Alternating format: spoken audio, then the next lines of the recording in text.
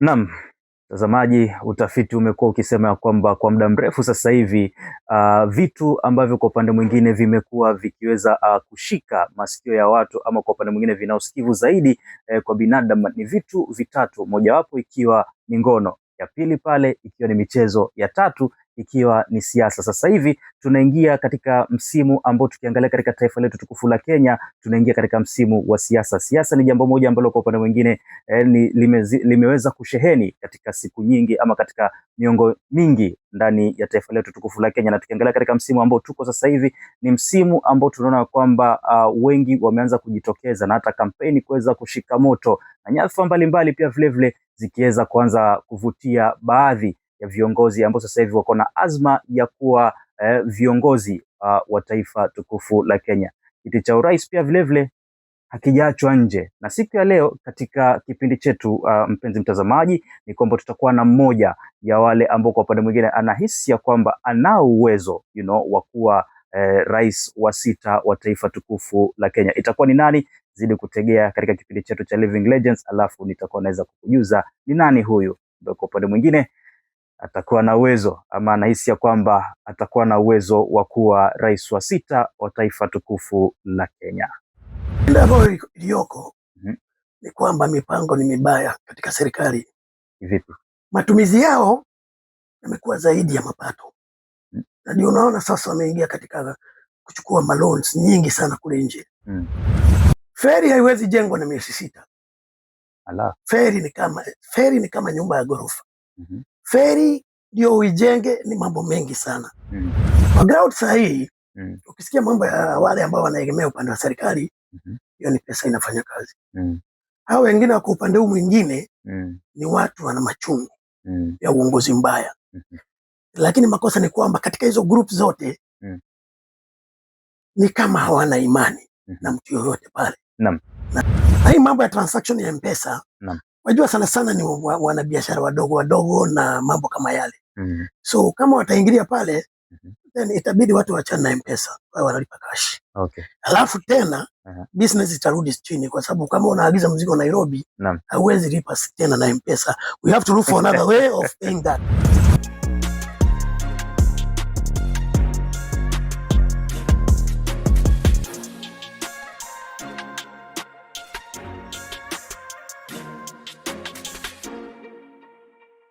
Mpenzi mtazamaji, sasa hivi kama nilivyokuwa nimekutaarifu hapo awali ni kwamba siku ya leo tutakuwa tunaungana na mmoja ya wale ambao kwa upande mwingine anahisi ya kwamba ana uwezo wa kuwa rais wa sita wa taifa tukufu la Kenya, na si mwingine ila ni Robert Herman Watene, ambaye kwa upande mwingine anasema ya kwamba jamani, for president ama ukisema ya kwamba for the sixth president of Kenya ikifika ule mwaka 2027. Karibu sana bwana Robert Watene. Shukrani. Labda nikiweza tu kuanza kuuliza Robert Watene ni nani, na kwa upande mwingine why the presidential seat? Robert Watene ni Mkenya mzalendo. Nimeishi pande zote za Kenya, lakini sana hasa nimekaa pwani zaidi ya miaka 35. Miaka 35. Naam. Kufanya kazi huku Badalini huko Maritime Authority, Badali Maritime Academy. Naam. Na kwingine yako nikifunza universities. Na nimekaa nikaangalia nchi yetu vile inaenda. Sababu nimepata nafasi ya kupita nchi nyingi kama 16. Naam. Huko Ulaya, Marekani, Afrika yetu. Na nikaona vile watu wanajipanga. Nikaangalia nchi yetu nikaona iko na rasilimali nyingi sana. Naam. Lakini shinda ambayo iko pale ni uongozi. Tungekuwa mbali katika mapato. Lakini uongozi kidogo kutoka mwaka wa 63 umetuweka nje kidogo. Na umaskini umekuwa mwingi na hatukupaswa kuwa na umaskini wa aina hii. Lakini kuna negligence katika uongozi. Wale viongozi hawafocus na ile kazi tumewapatia wakafanya. Alafu wakienda kule wanakuwa ni kama bosses. Na sisi ndio tumewaajiri. Kwa hivyo kuna shida pale katika uongozi. Ndio hiyo nataka tuitatue katika pointi yangu ya 9 ya better governance. Naam. Unasema kwa hivyo sasa hivi katika baadhi ya zile point ambazo umeweza kuziandika pale katika manifesto yako ni kwamba kuna moja ambayo ni better governance ambayo sasa hivi pia vile utaweza kuiangazia. Lakini sasa hivi labda kabla hatujaenda huko, maana sasa hivi haina haja turuke gear 6 na wakati bado gari ndio tumeanza kuliendesha. Tukiangalia kitu ambacho kiko ndani ya taifa letu tukufu la Kenya sasa hivi ni kwamba tumeona maisha kidogo yameanza kuwa magumu sana kwa mwananchi wa kawaida. High cost of living. Manake tukiangalia pale masuala mazima ya rent, masuala mazima ya mafuta, masuala mazima ya ushuru umekuwa ni mzigo kwa huyu mwananchi. Labda haya utakuwa unayazungumzia vipi? Na je, katika manifesto yako ni swala ambalo umeweza kuliangazia, na labda utakuwa unatumia mbinu gani kuona kwamba utakuwa angalau unampumzisha huyu Mkenya kutokana na huu mzigo mzito wa masuala mazima ya ushuru? Asante sana. Naam. Shida ambayo iliyoko ni kwamba mipango ni mibaya katika serikali. Vipi? Matumizi yao yamekuwa zaidi ya mapato. Na ndio unaona sasa wameingia katika kuchukua loans nyingi sana kule nje. Na hiyo sasa serikali inapigana ni vipi inaweza lipa hiyo loan. Ndio unaona taxation kila mahali, sehemu zote. Ndio unaona mnalazimishwa mlipe ushuru ambao you are not supposed to be paying. Kwa sababu serikali inataka ilipe wafanyikazi, lakini zile pesa hakuna. Kwa sababu wamezitumia vibaya. La pili ni kwamba kuna corruption ya hali ya juu sana. Pesa inaibiwa left, right, center. Ukisikia project fulani itafanyika, unasikia tu kwa mdomo. Lakini ukienda on the ground miaka 2-3 hakuna. Kumaanisha kuna wizi wa pesa. Na wanasiasa fulani ambao wanachukua sasa resources za wananchi na kuzificha. Shida hiyo yote ni uongozi mbaya. Si ati hatungeweza kuwa sawa. Naam. Okay, kwa hivyo unasema kwamba uongozi mbaya ndio kitu ambacho labda kimepelekea kuona kwamba maisha sasa hivi yanazidi kuwa magumu kwa huyu Mkenya. Na labda kwa sababu sasa hivi pia tukizungumza wakati huu tunazungumza katika wakati ambao pia tumeona kwamba Rais William Samoei Ruto yuko katika ukanda wa Pwani, na umesema kwamba umeishi Pwani katika miaka 35, right, kama nimepata vizuri. Naam. Sasa hivi inakufanya wewe unakuwa mkazi wa Pwani. Naam. Naam. Kwa hivyo kwa upande mwingine labda unahisi ya kwamba ziara yake Rais William Samoei Ruto, je, itakuwa na manufaa kwa huyu mkazi wa Pwani? Wacha niseme hivi. Naam. Rais Ruto amekuja fanya kampeni hapa. Hakuna maendeleo amekuja leta. Kwa sababu ni kama hizo title anazungumzia. Naam. Kumbuka Rais Kenyatta alikuja kapeana title nyingi sana. Lakini sasa hiyo wamefunika. Tena title ni haki ya mwananchi. Una haki ya kumiliki shamba. Hiyo si kitu ya kuwekea siasa. Hiyo ni kama ID yako, hiyo ni haki yako. Kwa hivyo kile kimeletwa hapa ni siasa. Hebu niambie ni miradi gani ambayo imeletwa inakuja kuziduliwa? Hakuna mradi wa kuziduliwa. Tukienda upande wa blue economy, saa hiyo wangekuwa amenunua mashua za kutoa samaki baharini. Hamna. Lakini si amesema kwamba by the time inafika Disemba pale angalau pia katika kivuko cha feri kutakuwa na feri pale. Amehakikisha kwamba kutakuwa pale na milioni 500 kuona kwamba labda angalau by the time tunafika Disemba kutakuwa na feri ambapo itapunguza msongamano ambao uko katika kivuko cha feri. Tena amesema bilioni 3. Hebu nikwambie kitu. Maana mimi ni expert wa blue economy. Feri haiwezi jengwa na miezi 6. Ala. Feri ni kama nyumba ya ghorofa. Feri ndio uijenge ni mambo mengi sana. Inajengwa step by step. Na wakati inajengwa kuna approvals ambazo zinatoka kwa other organization kuja kuangalia.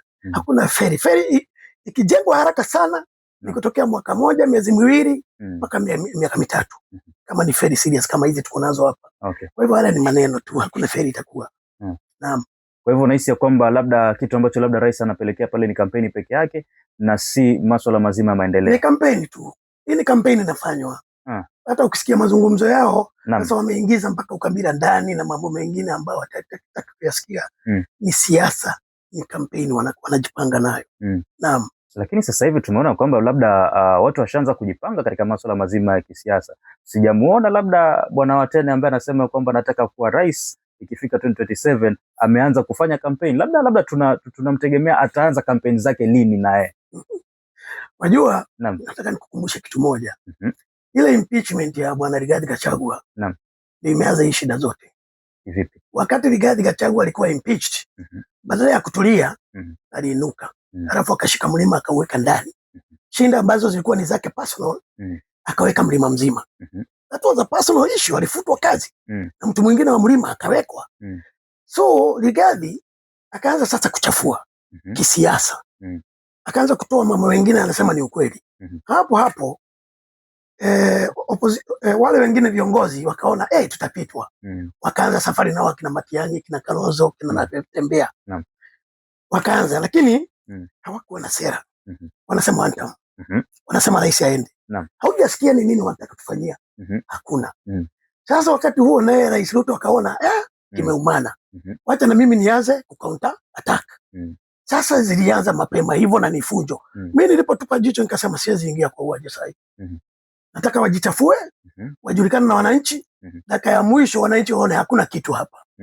Hii ni group moja ambao inacheza michezo. Na hawa ni wale moja akishinda wataitana washikane mikono, waendelee na serikali, waendelee kula ile kinono.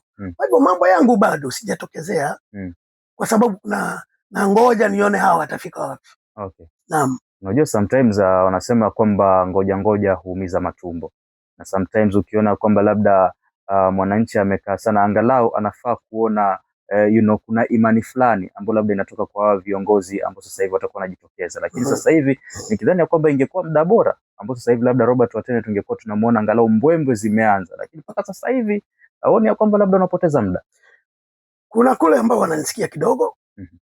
Huwa naenda kama juzi nimekuwa Ramogi TV na radio na pia nimeenda mambo ya Musi FM nimekuwa pale. Hata Koko nishapitia Koko FM pia. Wanazungumza, lakini sana sana yangu naifanya ground work, preparation. Preparation kwa ground iko juu sana, na vile naelezea, tafadhali tusiinuke kabla wanasikia. Lakini hivi karibuni hatuendi sana, kama mwezi wa 8 hivi mambo yatachafuka. Ukiangalia hapa tena kuna chama imenipatia sponsorship. Inaitwa Vibrant Democratic Party. Hao na wanajitayarisha na general meeting yao. Na hapo ndio wanataka wanitangaze kama mwania wa hicho kiti. Kwa hivyo hivi karibuni hata mwezi wa 6 kuna mambo kama hayo yatatendeka, itaanza kujitokesha. Lakini mimi siasa yangu sitaki nifanye hivi yao wanafanya. Siasa ya matusi, siasa ya kurushiana maneno, siasa ya uongo, sitaki hiyo. Maana tukiendelea hiyo siasa mbaya, hakuna mahali tutaenda wa Kenya. Ni mchezo unachezwa kule juu na wote wako kitu moja.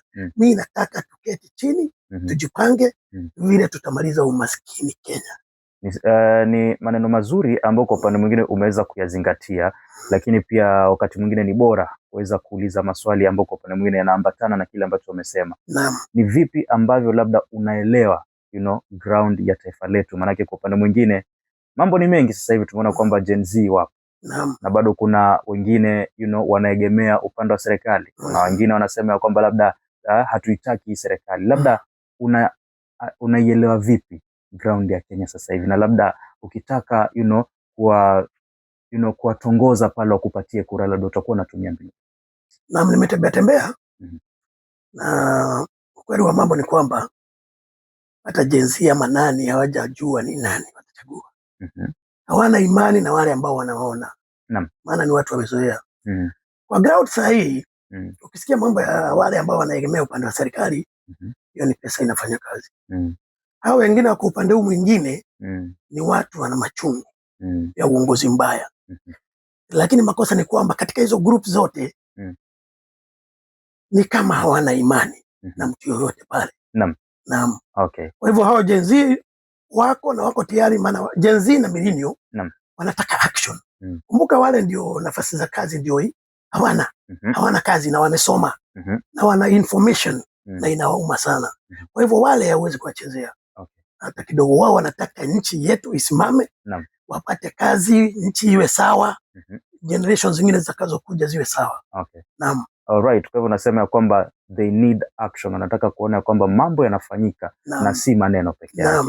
Alright, manake unajua pia ni kitu ambacho nimekiona hivi majuzi kama ulivyozungumza, action ndio kitu ambacho nakitaka. Wamejitokeza majenzi, wamejitokeza mamillennial wakisema kwamba jamani, mafuta yamepanda bei. Na kwa upande mwingine hata mimi nilipokuwa nafika katika hii set siku ya leo, kidogo niliona ile fare ambayo nilikuwa nalipa kitambo, si ile ambayo nalipa sasa hivi. Nikataka kujua pia labda Robert Watene katika hii set amefika kivipi, na je, amefeel ile pinch? Na ikiwa kwamba labda amefeel na kwamba labda anaona kwamba mafuta yamepanda, katika kuweza kuangazia masuala kama haya, ikiwa kwamba atapata ule wadhifa wa urais, atakuwa anahakikisha vipi masuala kama haya hayawezi kutokea katika teno yake? Naam, hayawezi tokea. Sababu kwanza private sector na serikali mpaka mfanye kazi pamoja. Serikali ijue kazi yake na ile kazi ambayo itapatia private sector. Hii story za mafuta si story za serikali. Kivipi labda? Natakikana kampuni nyingi zikompete kuleta mafuta hapa. Nieleze. Kwa sababu kampuni zote hazitoi mafuta mahali pamoja. Utakuta kwamba hata leo ukienda petrol station utakuta kuna nyingine iko chini kwa shilingi 2 hivyo hivyo. So private sector wakipatiwa nafasi ya kuleta mafuta, tuseme kama kampuni 5-6 ziko authorized, they will compete. Alafu wanaambiwa mjue ya kwamba hatutaki mafuta ya kupita kiwango hiki. So mjipange. Wengine watatoa Oman, wengine watatoa Nigeria, wengine watatoa Namibia, wengine watatoa Iran huko. Bora wajipange. La pili, mpaka tuwe na refinery hapa.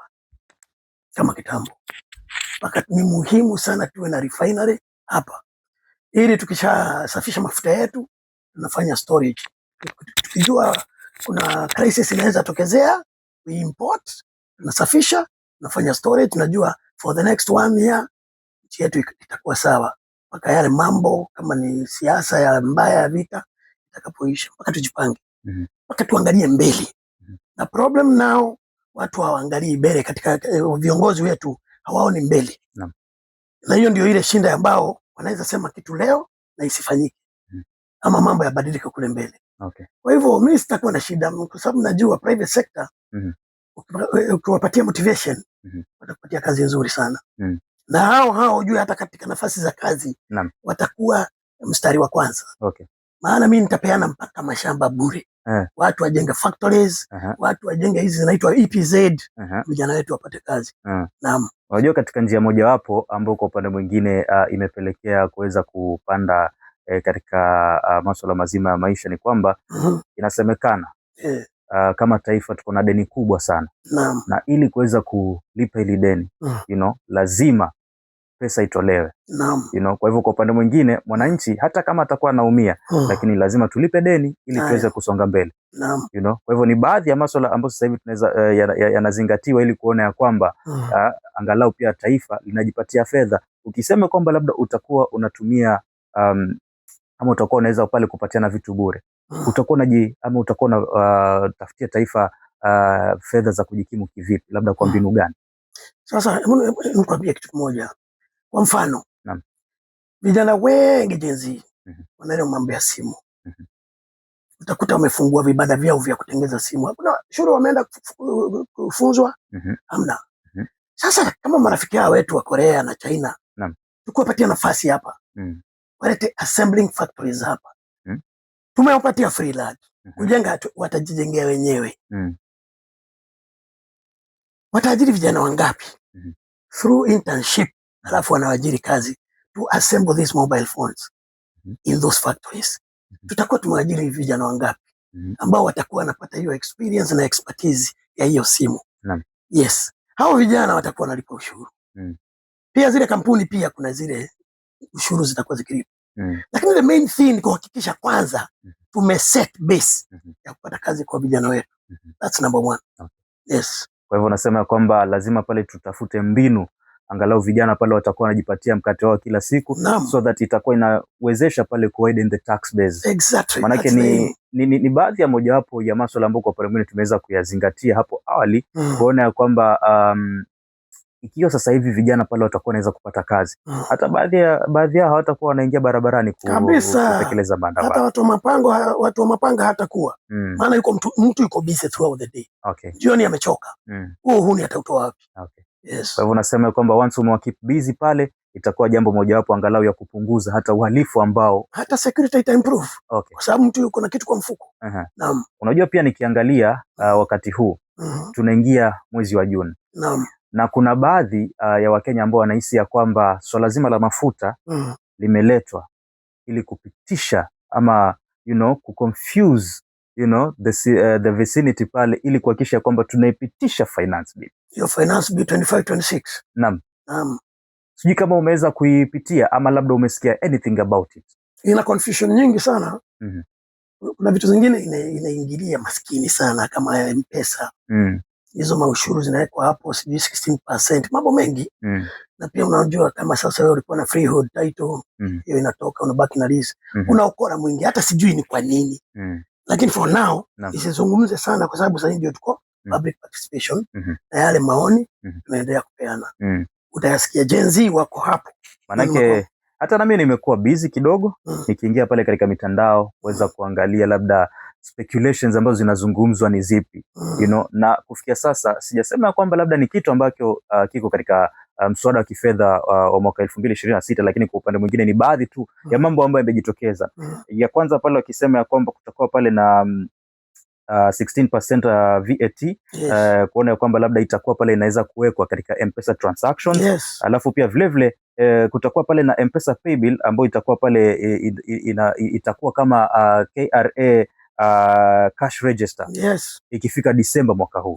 Alright, na pia kwa upande mwingine kitu ambacho nimeweza kukiona pale ni kwamba itakuwa pale inaweza kuamend tax procedure, ambapo kwa upande mwingine itakuwa inaweza kumpatia KRA, you know, ama itakuwa inaweza kuipatia pale tume ya KRA kuona kwamba itakuwa inaweza kuaccess personal data. That is true. Of which kwa upande mwingine ni kitu ambacho hakijanikalia sawa.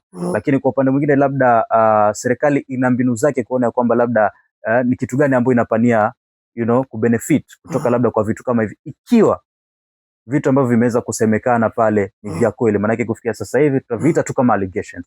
Manake bado hatujaupata ule mswada wa kifedha, hatujaupitia, lakini ni baadhi tu ya mambo ambayo yamejitokeza pale, na ikiwa labda yatajitokeza, unahisi kwamba labda itakuwa inaweka taifa mahali gani? Hiyo sioni ikifikia. Kutakuwa na resistance kubwa sana. Kwa sababu mahali inaenda kuguza ni mahali ambapo hataki paguzwe. Nasikia sasa hauna freedom na data yako. Even the bank. Leo akisikia wewe huko ulifanya returns zako na ni kwamba wewe unadaiwa, wana deduct pesa kwa account yako ya benki. Ni hatari sana. Na hii mambo ya transaction ya M-Pesa, wajua sana sana ni wanabiashara wadogo na mambo kama yale. So kama wataingilia pale, then itabidi watu waachane na M-Pesa, wao wanalipa cash. Alafu tena business itarudi chini, kwa sababu kama unaagiza mzigo Nairobi, hauwezi lipa tena na M-Pesa. We have to look for another way of paying that. Serikali itapoteza, wakati to force serikali itapoteza. Inanikumbusha enzi zetu tulipokuwa tunakuwa sijui kama majenzi wanajua hii, lakini kuna wakati ambao kama ulikuwa unataka kutuma senti, ulikuwa unazingiza kwa envelope na ulikuwa unazituma na basi. Kama una mtu wako Nairobi, basi unazingiza kwa bahasha yako na unaituma pale kama parcel, inawafikia wale watu. Sasa ni kama labda itatubidi turudi huko. Unakumbuka hata success card, tukitumia success card wanafunzi, tulikuwa tunaweka katikati ya ile kadi tunaweka 20 bob ile ya note. Wakati ule it was a lot of money. Alafu naandika barua wish me success, inaenda pale, anapata pesa yake. Kwa hivyo unasema kwamba kuna people are very innovative. Kama mnataka tu pesa siende, there are many ways of doing it. Si lazima mtumie M-Pesa. Unaweza tumia couriers, unaweza tumia G4S, sasa itaenda. Okay. Anyway, sijasema kwamba ni kitu ambacho kiko hiyo umetenda, hiyo ni proposal ambazo ziko. Na ndio hiyo sasa inapiganiwa katika public participation. Naam. Kwa hivyo unasema ni baadhi ya mambo ambayo yako pale. Manake kitu ambacho kinanifanya nasema hivyo ni kwamba sijausoma mimi mwenyewe, lakini ni baadhi tu ya vitu ambavyo nimeviona vikizungumziwa. Kwa hivyo kama vipo basi tutavizungumzia wakati huo ukifika, lakini kwa sasa hivi these are just allegations. That is it. Sasa labda tukiweza kuangalia hata katika area ambayo tuko sasa hivi.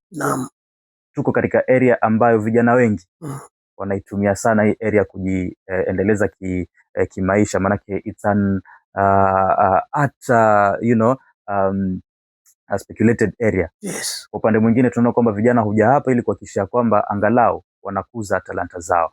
Kuna wale ambao hawana talanta lakini wameweza pale kusoma katika taaluma kadha wa kadha, you know, na kufikia sasa hivi pia hawana kazi. Imagine mtu amesoma, amechukua muda wake pale akasoma, lakini talanta hana na hana kazi. Katika tenure yako unaona kwamba labda utakuwa unawakimu vipi hao vijana?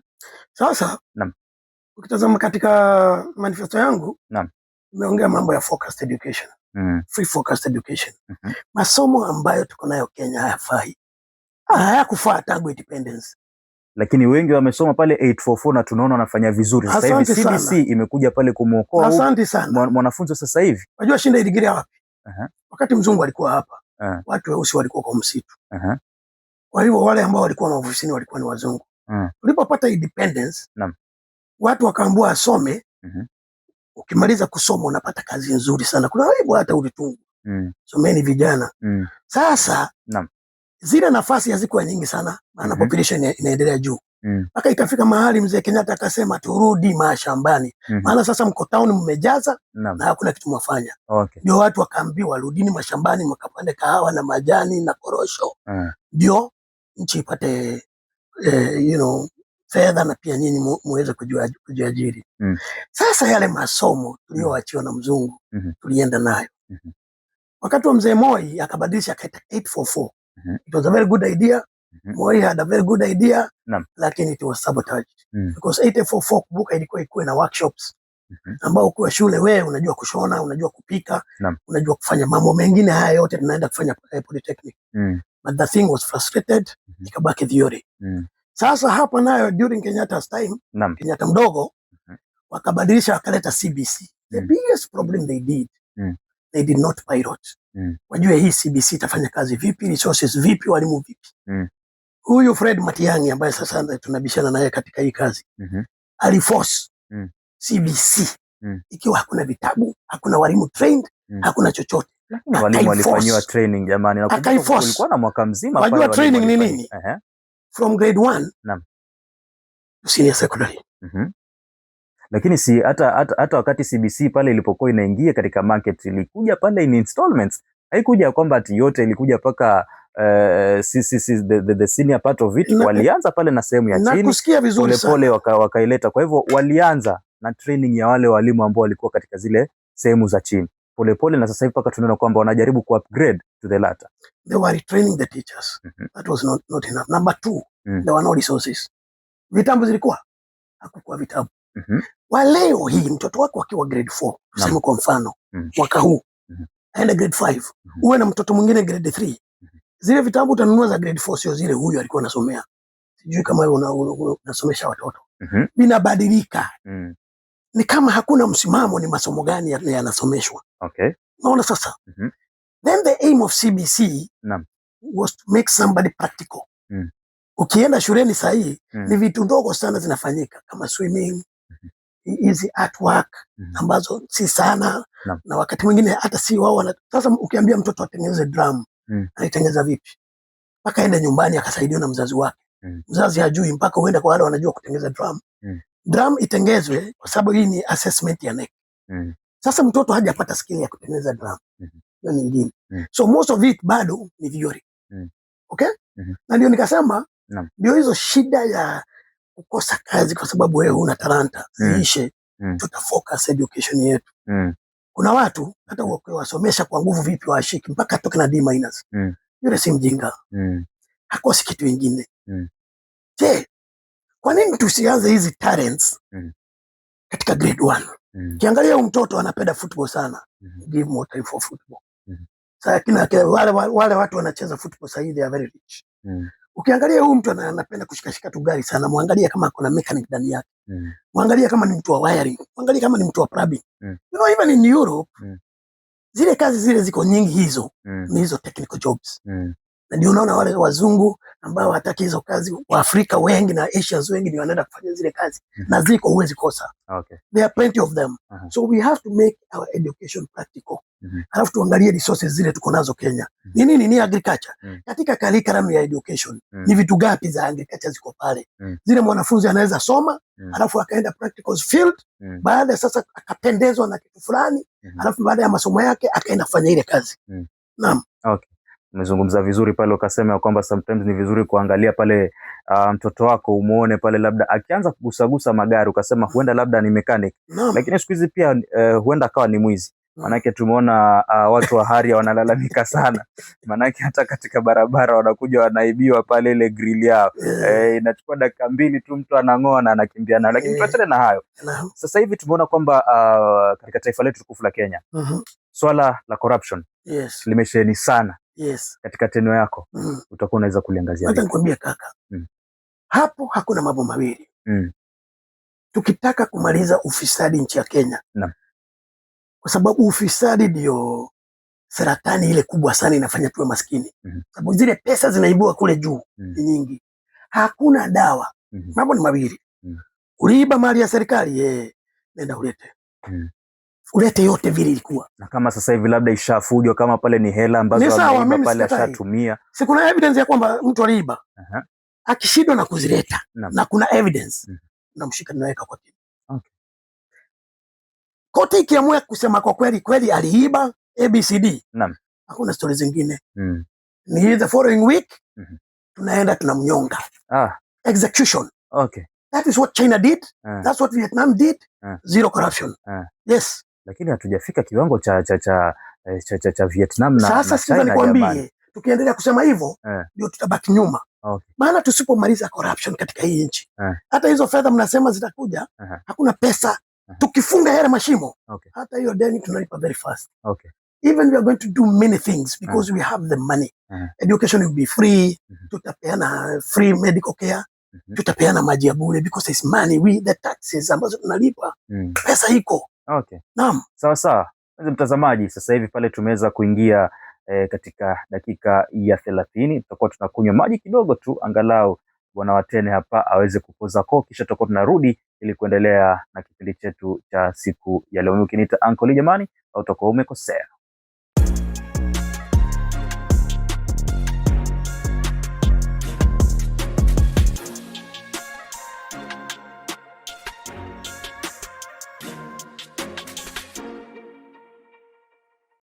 Alright, mtazamaji, karibu tena katika kipindi chetu cha Living Legends, na mimi ukiniita Uncle Lee utakuwa umeweza kukosea. Na kama tulivyokuwa tumekutaarifu hapo awali ni kwamba katika siasa sasa hivi zimeweza kusheheni katika taifa letu tukufu la Kenya, na tunaona kwamba baadhi ya watu pale wameweza kuanza kujitokeza mapema na kusema kwamba tunawania nyadhifa mbalimbali katika taifa letu tukufu la Kenya, na pia kiti cha urais imeweza kuvutia wengi, mmojawapo akiwa Bwana Robert Herman Watene ambaye kwa upande mwingine anapania kuwa rais wa 6 wa taifa letu tukufu la Kenya. Na pale kwa upande mwingine nimeona tayari manifesto yake ipo, na wakati huu tutakuwa tunaweza kuidadavua, labda kwa anatuelezea labda hii manifesto yake itakuwa ni gani, na pia vile vile anaona kwamba je, itakuwa inaweza kumpumbaza mwananchi wa Kenya, ama kwa upande mwingine itakuwa ni vipi. Kwa hivyo wewe mwenyewe utakuwa unaweza kuisikiza, kisha utakuwa unaweza kuiweigh, je iko sawa na wewe, ama kwa upande mwingine labda au ni kama inaenda popote. Karibu sana Bwana Watene. Asante sana. Manifesto ipo? Ipo.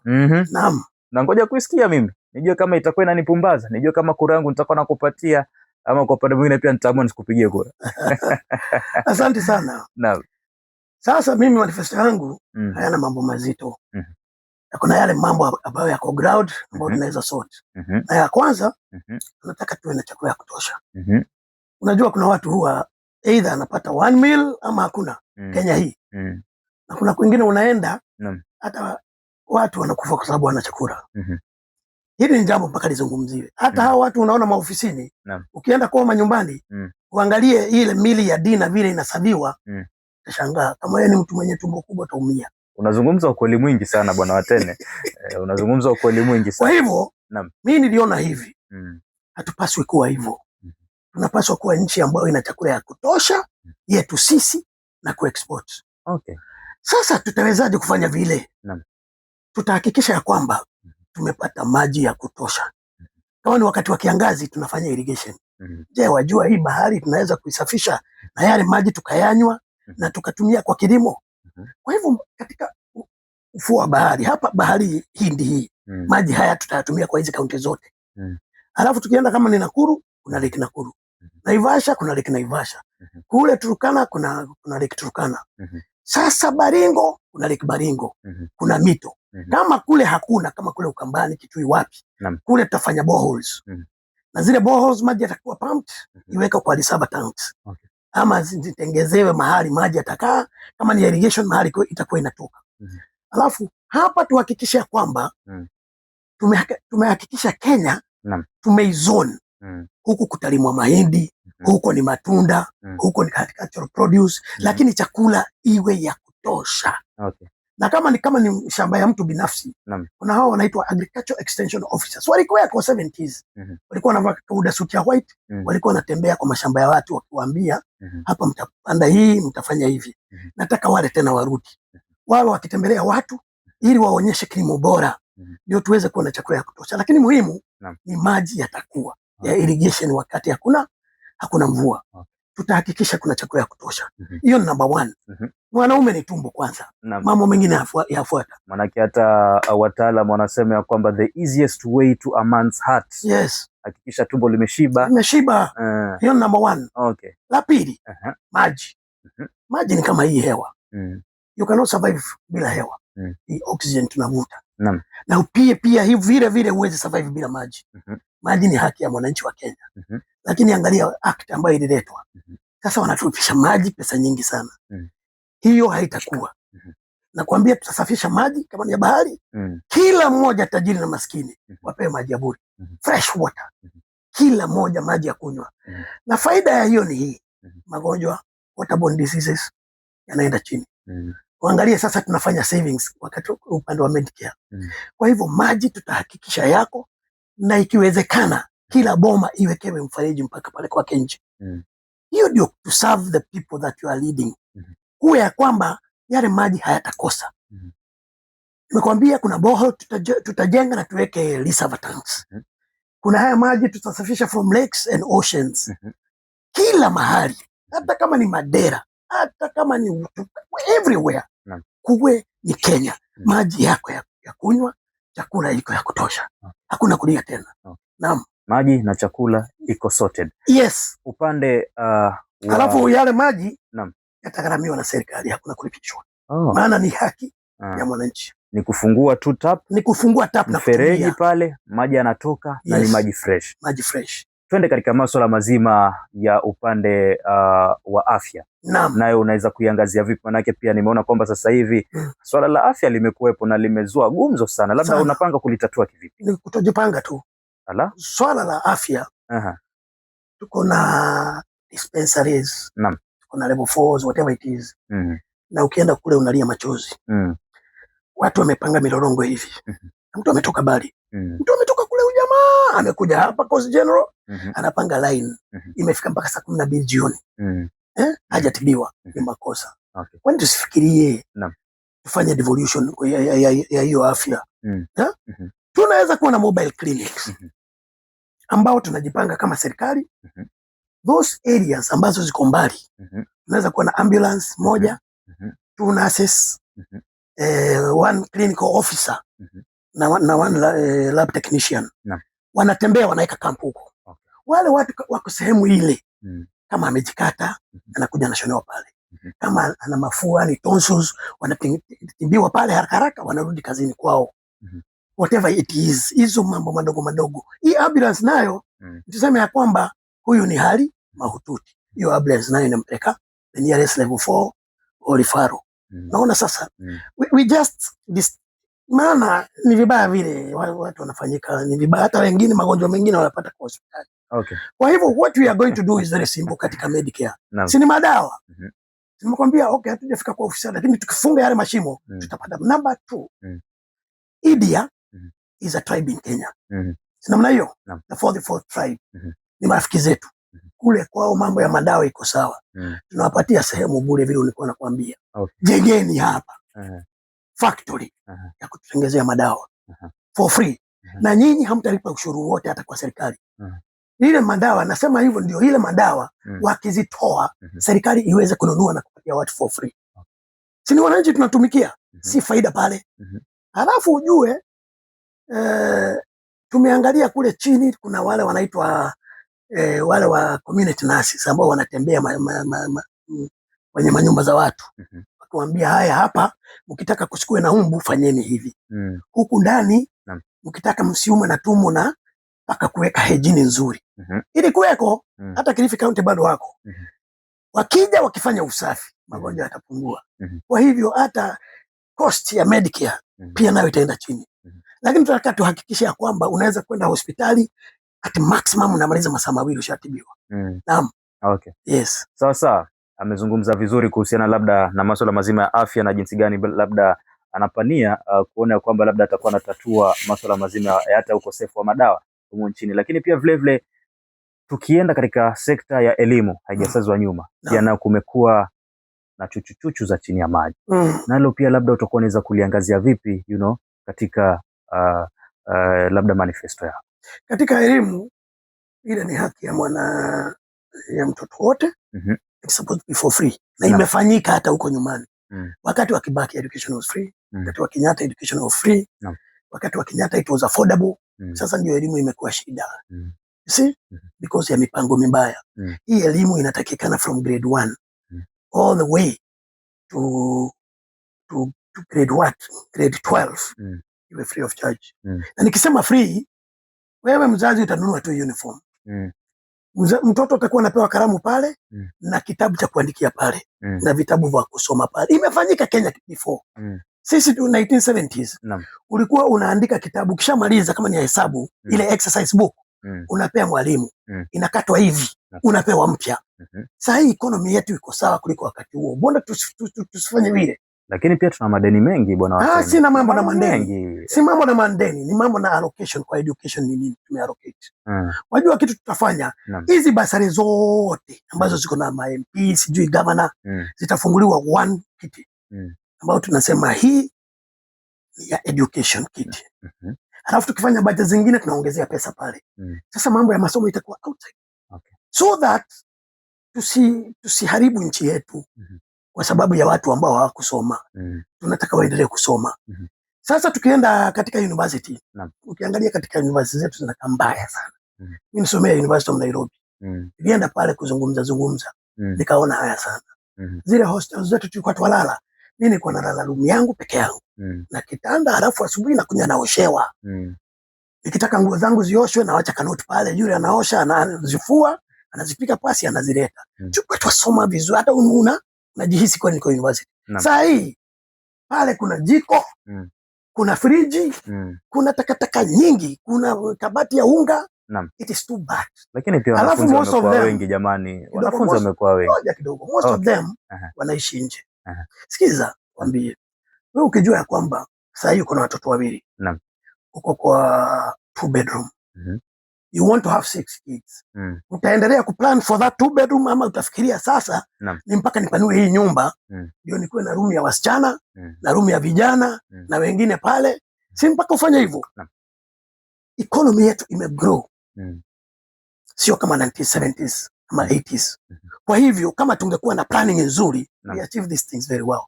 Kwa mfano, university wakati waliona watoto wamekuwa wengi, kwa nini hawakuongeza hizo hostels? Tuongeza tu hostel. Hata waweke gorofa kidogo kama 4-5 to make sure that all university students are accommodated in the university so that girl child can be secure. So they are vulnerable. You see now, and then we used to eat in there kwa kule pia. Wacha budget ya masomo igharamie mpaka kile chakula unakula kule. So that kazi ya mtoto ni kwenda kufanya research na kusoma. Inawezekana. It has happened in other world, it has happened here before. We still can do it. Yes. Kwa hivyo unasema kwamba ni kitu ambacho kinawezekana. Kile kitu tutafanya katika hii university. Ile help.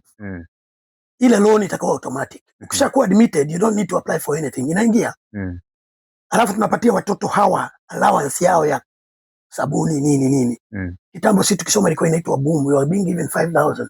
Right now you can give them like 10,000 because mambo yameenda juu. So that ule akimaliza akienda kufanya kazi inaanza kukatwa. Are you getting me? Hata sisi tulikatwa. Lakini hakuna ati ulikuwa unaambiwa semester hii hujalipa hata hujui. Ilikuwa inalipwa direct to the university. The students should not even have a fee. The university administration iseme I have so many students like this and this. The money is transferred. Mimi mnaendelea na masomo.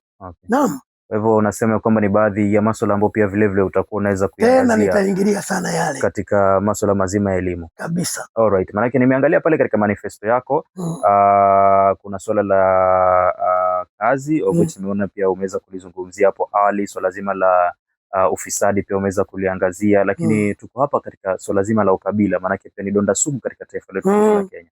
Hili nalo unaliangalia vipi? Unajua ukabila, Wakenya sisi wa kabila. Ukabila unaletwa na wanasiasa. It's quite unfortunate. Wale watu tunawachagua waende kule wakatutetee tupate maendeleo. they are not with us. Lakini pia kuna wataalamu ambao wanasema ya kwamba our leaders are a reflection of what we are. Kwa hivyo ikiwa ya kwamba viongozi wetu ni wa kabila, mimi kwa upande mwingine pia sisi huku nyumbani ukabila tunao. Kazi ya kiongozi ni nini? Ni kuongoza watu kwa njia nzuri ama njia mbaya. Ndio kabila toka wapi? Kwa wanasiasa nimekuambia. Na hili ni jambo ambalo nimeliweka hapa deliberately katika manifesto yangu itaisha. And I'm borrowing a from Rwanda. Rwanda kulikuwa na makabila mawili, Hutu, Tutsi. Mwaka wa 1990 waliuana karibu 1 million. Tutsi wanauawa na Hutu. It was terrible. Kabla Kagame hajaingia. Wale wamefanya vizuri, wameweka mpaka museum, ukienda kule utaona hiyo historia. Lakini kutoka wakati waliketi chini wakazungumza. Leo hii ukamuita mtu Hutu ama Tutsi washikwe kwa ndani. Okay. Hakuna, ni brother sister. Brother sister.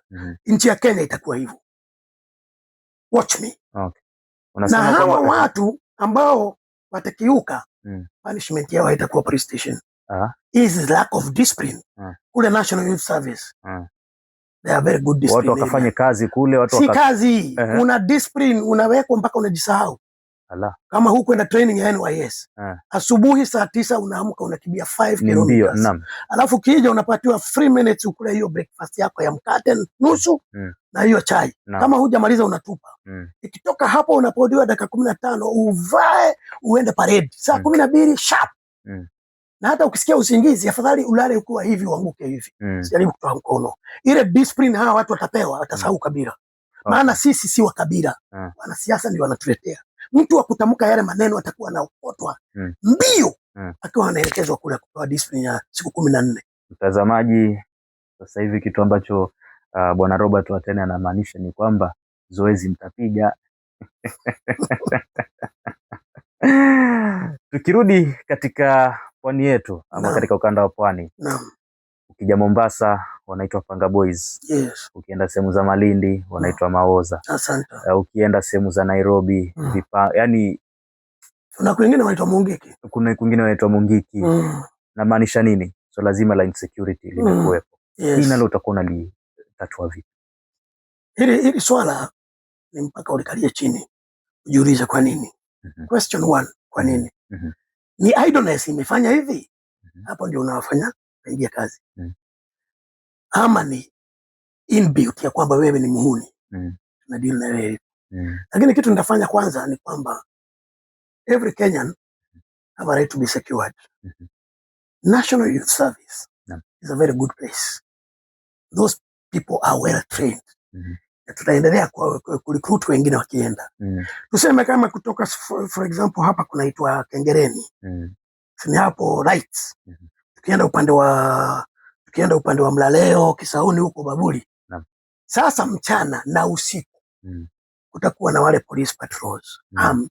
Lakini si pia sasa hivi wapo. Tuliza. Alafu 100 NYS personnel. They are just location strategically. And they have radios for anything to happen. Okay?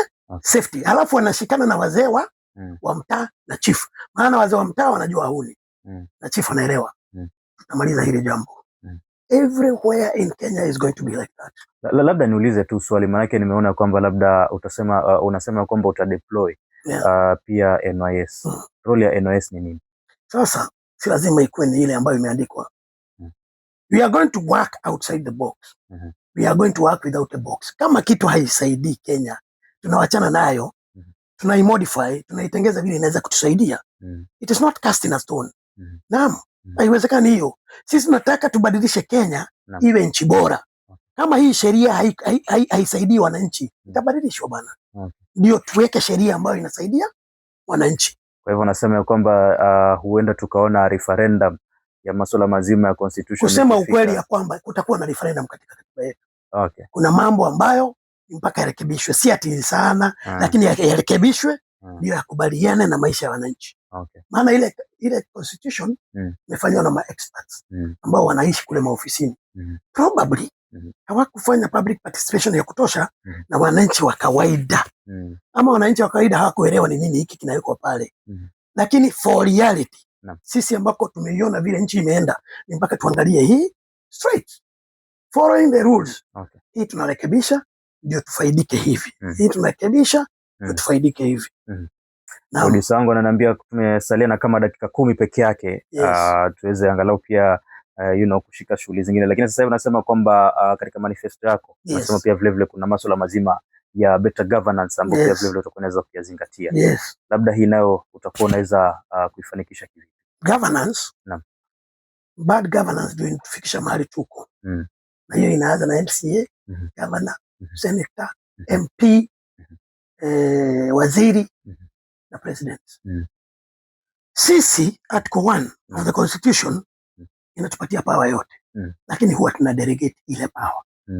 Tuna delegate maana sisi sote hatuwezi kutoshea bunge. Makosa ni kwamba wale tuna delegate kwa wanajisahau ya kwamba ni watumwa wetu. Wanaenda kuwa honorable bosses. Wanafanya mambo yao. Kwa mfano, MP akiingia mbunge, kile wanapigania zaidi ni apate vile anaweza kusupply serikali. Ndio unaona unapata pesa haraka haraka. Asha supply serikali, supply Kenya Power, unaona ni mheshimiwa anapigania yake, ndio na within no time amenunua nyumba, amenunua gari kubwa, amefanya mambo mengi. Hizo ya kwanza, MP yeyote ambaye anachaguliwa kuingia, hakuna kufanya kazi na serikali ya biashara. Ni wewe uende pale ukijua ya kwamba naenda kazi ya kutunga sheria na kutetea watu pale bungeni. Hiyo mshahara ndio nitalipwa. Mimi, bibi yangu, mtoto wangu hawezi kusurprise serikali kitu. Ukishindwa nayo achana kazi ya siasa. Naam. Hiyo number 1. Alafu governance. Wajua tuko na governance. Ni makosa sana. Hii si serikali ambayo tunayo inaitwa serikali ya majimbo, tungekuwa tumeenda mbali sana. Kwa nini bado tuna umaskini? Governance kweli wanafanya kazi yao? Hawafanyi. Na governance kazi yao ni kutajirika tu. Kwa sababu governor kuna pesa nyingi zinaokotwa katika county government. Zile pesa zafanya nini? Kazi kidogo. Pesa zile nyingi yako nazo. Sasa mimi ningeomba tu katika ile urekebishaji wa katiba. Governor asichaguliwe. Senator achaguliwe. Oversight. MCA wachaguliwe. Lakini governor akuwe appointed by the national government. Tuseme kama hapa Mombasa. Yule mtu atakuja hapa si lazima awe ni Mpwani. Unaweza leta Mjaruo hapa. Akuwe governor. Okay? Na akileta shida, hakuna mambo ya impeachment, ni kufutwa kazi na serikali. So that he can be keen, na ni expert.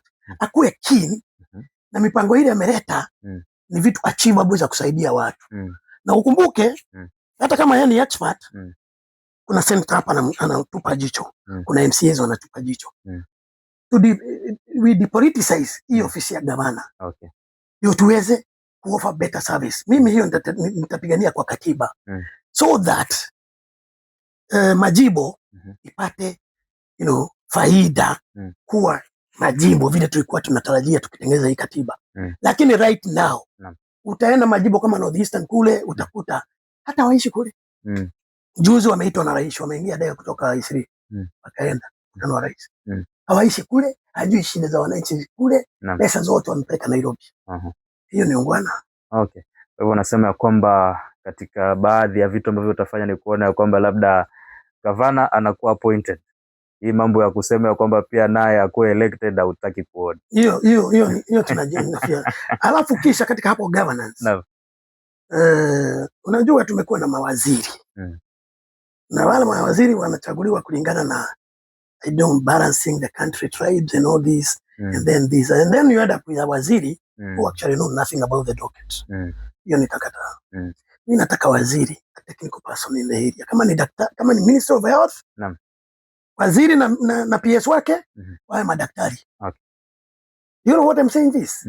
Nataka pia tupunguze gharama ya hawa watu wanaitwa president advisors. Hiyo gharama iende. Kwa sababu if these people are qualified, hao ndio wanaweza ku-advise president. Kwa hivyo unasema kwamba labda watakuwa wanafanya double work pale. Kuona kwamba yeye atakuwa anashughulika pale na docket yake, lakini at the same time pia kukiwa kama kumezuka issue kutokana pale na wizara yake anakuja kumadvise pale president. Hata sio hivyo. Wakati wa cabinet meeting. Unajua kuna hiyo meeting. Ile meeting ni ya nini?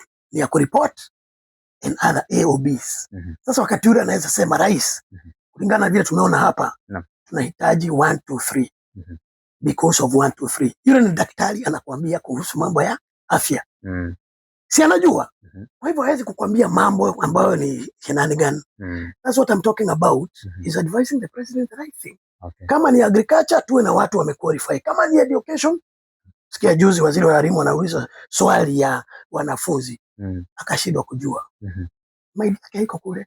But an educationist anajua ni kitu gani anafanya pale. Okay. Yes. Sawa. Tukimalizia, kuna watu ambao wanasema ya kwamba a leader is a dealer in disguise. Yes. Wakati unapigania kiti cha urais, dili yako ni gani? Wakati unapigania kiti cha urais, dili yako itakuwa ni gani? Mimi dili yangu ni servant leader. Sina haja na kitu as an individual. Sina haja na kitu ya kusaidia ati ndugu yangu, dada yangu, mtoto wangu. Mimi ndugu yangu na dada yangu ni Mkenya. Nataka kuona nchi yetu tu ikiwa sawa. Nimeona nchi nyingi nikasikia kulia hata kwa ndege. Kwa nini si Kenya? Nataka tu kuona nchi yetu ikiwa umaskini umeondoka. Ni vibaya sana unakuta mtu anaomba pesa ya kula. Ama unaenda unakuta ya kwamba familia mtoto hawezi soma. No, it pains me a lot. Na si ya kwamba hatuna rasilimali. Me, I just want to see that change. Nikute kila mtu amefurahi, anavaa vizuri, ana kazi, ana pesa kwa mfuko. Vitu kama hizo. Naam. Okay. Sawa. Mtazamaji wangu, hapa sasa hivi tumefika katika masuala ya kuweza kumalizia of which tutakuwa tunaweza kumwangazia Bwana Robert Herman Watene, ambaye kwa upande mwingine ana azma ya kuwa rais wa 6 wa taifa letu tukufu la Kenya. Lakini kabla sijaweza kumwachilia, lazima pale nikuwe na maswali ya kizushi kidogo. Umezungumza vizuri ukasema ya kwamba katika dili yako ya kuwa rais unaangazia pale kuwa servant wa taifa. Lakini pia vile nimeuliza hili swali kwa sababu hapo awali tumekuwa tukiona baadhi ya viongozi ambao wanajitokeza, some of them unapata kwamba ni projects za wanasiasa fulani, na pia kwa upande mwingine wengine huingia pale ili kuona kwamba wanafaidika wao wenyewe, ikiwa pale kulingana na ile serikali ambayo itakuwa imeingia uongozini wakati huo, na pia angalau atakuwa na ingia pale kupitia mlango wa nyuma. Kweli. Are we expecting this from Robert Herman Watene? Hii kitu nataka nikwambie, kutakuwa na tofauti nyingi sana na uongozi wangu. Nimekuambia we are getting out of the box, tutaoperate outside the box. Sio vile mambo yamekuwa yakienda. Kwa mfano, haujanielewa, sijasema kwamba labda okay. Kwa mfano rais amekuwa na power za kuitisha pesa vile anataka. Mimi kwangu sitaki. Sitaki rais auze pesa ya Kenya. Kazi ya rais, pesa ikiwa allocated kwa ministries na kule kwingine, mimi kazi yangu ni kusupervise kama zile pesa zimefanya kazi vile zilitarajiwa. Hiyo ndio kazi. Sitaguzana na pesa mimi. Kabisa. Kitu ambacho nilikuwa namaanisha katika hili swali ni kwamba Bwana Robert Herman Watene, ikiwa ya kwamba labda anapigania huu wadhifa wa urais na kwamba labda ameweza kupoteza, je, atakuwa anafanya kazi na serikali ambayo itakuwa imeingia uongozini mwaka huo, baada ya kwamba labda ule uongozi ameukosa na kwamba labda ilikuwa nia yake labda kuwa rais, lakini kwa upande mwingine imekosekana. Kwa hivyo akabadili nia pale, akasema kwamba nitaingia katika serikali kupitia mlango wa nyuma. Mimi kwangu kitu ya kwanza kupoteza ni out. Najua hii nafasi ya rais naipata. Kuna mambo mawili. Serikali inaweza kukuitia kazi kwa sababu unaijua. Kama mimi area yangu ni blue economy. Na uone ya kwamba watakupa ruhusa uboreshe ile sekta. Kama sikuchaguliwa basi na waone ni sawa. Mimi sina shida. On one condition. Muache nifanye kazi yangu, niboreshe. Usiniweke pale kama stooge. Ati muwe mnaniletea directive. Sitafanya hiyo mimi. Mimi nataka get my experience, let us grow the country. Kama mtaki hiyo, sina haja na kazi. Alright. Sawa. Ikiwa kwamba labda kwa upande mwingine utapata huu wadhifa wa rais. Unataka pale Mkenya kukumbuke na nini? Nataka kwanza Mkenya apanguze machozi ya umaskini. Na mimi nikizungumzia umaskini naongea kuhusu chakula, maji, mavazi, masomo, afya na makazi. Unaona kama hizi project za manyumba affordable housing, nisingefanya hiyo mpango. Mimi ningekuja niangalie twende Karoleni, hizi nyumba za hao watu zinakaaje? Ni makuti na matope. Tunaweza fanya nini gavana wa Kilifi tuwatengenezee manyumba hawa wakuwe na decent house, hata kama ni kamawe na mabati na mfereji wa maji pale nje. That is good house ambao sasa hata kukinyesha haina shida. Hiyo ndio kuboresha maisha ya wananchi. Mimi nataka nikimaliza kuongoza wananchi wajihisi ya kwamba ni Wakenya kamili bila kunyanyaswa, na pia wao wanajua haki zao. Halafu pia katika hiyo governance nataka public participation ya kisawasawa. Miaka ile ya 70s kulikuwa na chief, baraza ya chief. Mukiitwa mnafunga duka zote, mnaenda mnaketi, you participate. Sasa hii public participation haifiki watu chini kule. Unaona students universities sijui nini, lakini watu wa chini wana kitu nasema ikasikika. Hakuna mswada utapitishwa bungeni bila proper public participation. Maana shida yetu sisi wa pwani sio shida ya watu wa mlima, sio shida ya watu wa North Eastern. Wale wataongelea kile wanahitaji. Kama ni budget watasema sisi tunahitaji kitu fulani. Kwa mfano sisi tutasema hapa tunataka kuingia baharini kuvua samaki, tunataka trawlers kama 10. Ikipika budget tukipata 6 5 ni sawa. Lakini unaona sasa kazi yetu inaendelea. Watu wa mlima watasema hapana, sisi hapa tunataka fertilizer, tunataka sijui extension officers, sijui tunataka nini. Watu nao hiyo. So that budget ikitengenezwa, pesa zikiwa allocated, zinaenda kusaidia wananchi on the ground. So mimi public participation itaenda to another level. All right. Naam. Sawa. Ningependa sana kuendelea mpenzi mtazamaji, lakini kufikia sasa hivi producer tayari ashakasirika na ananiambia jamani, Uncle Lee itabidi umemaliza kipindi ili angalau kuweza kumwacha pale bwana Robert angalau pia vile vile aweze kujishughulisha na masuala mengine tofauti. Kufikia hapo mpenzi mtazamaji, sitakuwa na budi ila kuweza angalau kufikia kikomo cha kipindi cha siku ya leo, lakini kwa upande mwingine zidi kutegea, maana kuna vipindi vingi sana tumeweza kukuandalia wewe mtazamaji wetu. Kwa hivyo hapa tuko ndani ya Living Legends, na mkiniita Uncle Lee jamani, hautakuwa umekosea. Tune in for the next one.